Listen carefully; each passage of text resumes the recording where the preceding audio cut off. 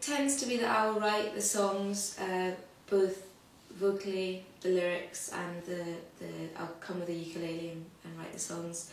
And then as a band we try and develop, Dan the drummer and Ed the bass player and I spent a lot of time on this new album writing together as a three-piece, developing together as a three-piece. But I guess overall I decide on where we're taking it and the sound we're trying to get. Always all lyrics and melodies, and usually the instrumentation in terms of the basic rhythm guitar or rhythm ukulele I'll write. And sometimes I'll have ideas for trumpet lines and violin lines, and sometimes I'll have ideas for the entire structure of the song, and other times I'll just have a verse and a chorus, and as a band we start developing it, and it's very much a group process, so it really varies on song to song where we're going to take it and how it's going to work as well. How does the band make money? How does it survive? I'm thinking about, there's a whole range of different possibilities, from live performance, sales, sponsorships, syncing, radio, TV and all the rest of it, so perhaps you could just enlarge a bit on that. For me personally as a writer, I make money from PRS, from the royalties from playing live, radio, also TV that we've had, and publishing deals and sync deals that I've had as well. And as a band we make a living, or what living we can, from live performances. And as a record company, because I run my own label, we make the money back and hopefully profit this year from CD sales and digital sales as well. And a lot of the money that we'll make, most of the sales we'll do for the physical product will be on tour or at gigs and festivals. And digitally it's an ongoing. We're actually doing quite well digitally at the moment, which is constant because people can find you at any point and they can just click and download. Where physical, it's kind of, I think it's very much people want it at that moment that they see you live. They want the product, they want something to hold in their hand. So it's easier to sell a physical product when you're there in front of people, I think. So you think physical sales are basically not a serious proposition through normal shop outlets? For us, no. I mean, we're not stored in all the big shops anyway, so it's not, for us it's not like a customer's going to come in and say, oh, 6 Day Riot, I'm going to buy that album, I heard them on the radio.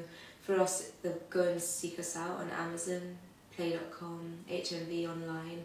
Some shops, some of the smaller shops will be stocking us as well, and on our own website they'll come and buy direct from us on our website as well.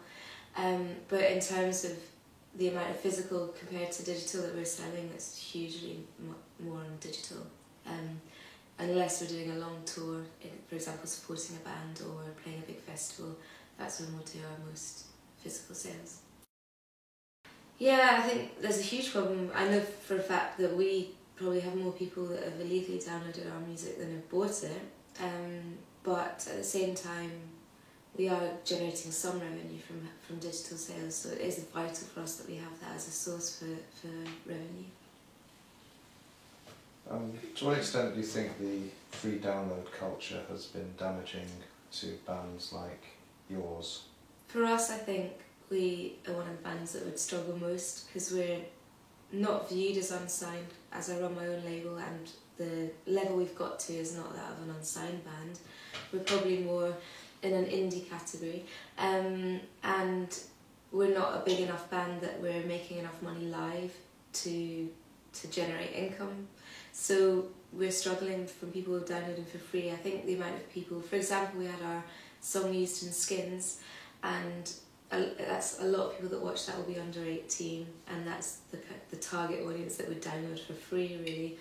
And for even just the amount of listens we've had or views on YouTube, over 30,000 of a certain song, and maybe sold 1,000 of that song on digital sales.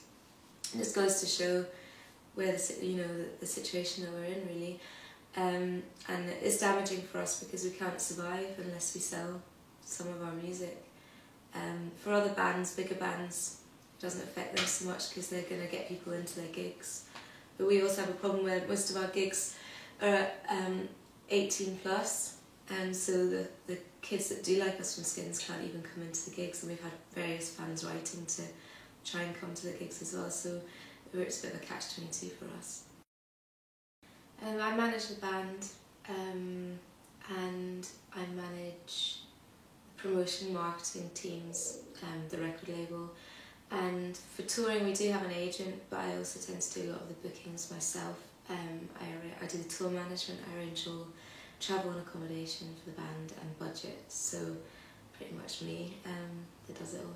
Would there be an advantage in having a manager aside from yourself? I think we're getting to the point where yes, it might. I think we've struggled in the past with various managers that have done very little. In fact, sometimes because they've done little and we've relied on them, it's actually put us back by a few months, or the strategy has not gone to plan. So if we're going to get a manager involved, I think we'd want someone really quite big and someone that could devote a lot of time to it.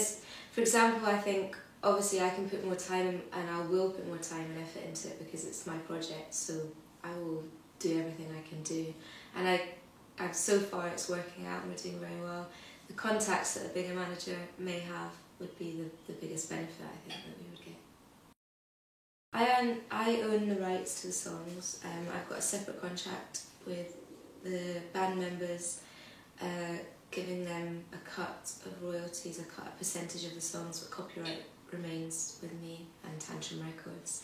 And I've worked out a process whereby Dan, the drummer who's been in the band for the longest, gets the biggest cut of songs. It's not necessarily to do with how much input they have on that specific song, although if we did go and actually co-write a song, the cuts would be completely different.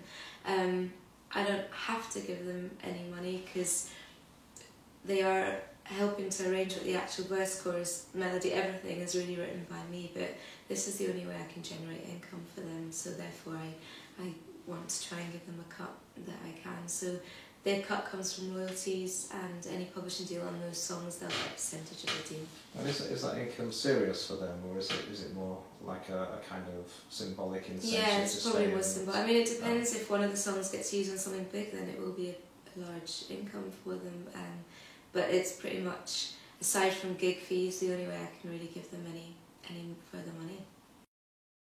Yeah, the band are registered on PPL, or I've told them all to register on PPL, which is from performing on the recordings. It's the rights that each person, including me and the producer, have for being involved in the recording of the songs. So I registered them, each song with each member, even session players, and you say whether they're co-writers, arrangers, session players, just the drummer. So for example, Dan plays drums and he's involved in arranging, and maybe he will do a backing vocal on it as well. So all of this was listed, and PPL, every time that's played on TV or radio, will get the income and distribute it, so I don't need to do anything, it goes straight to them. We've been funded by PRS to tour. We went to Canada for Canadian Music Week and we got funded the entire trip by PRS.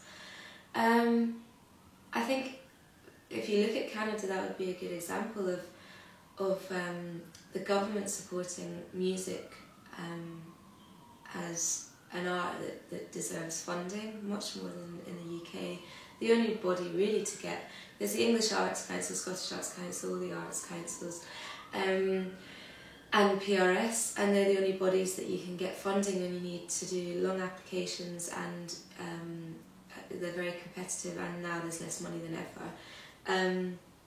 Whereas in Canada, the government actually fund you as an artist, as a struggling artist, and I mean Arcade Fire are a prime example of a band that were funded and have gone on to be hugely successful because rather than having to go on the dole, they've actually been given money towards their projects. So I think it's vital, really.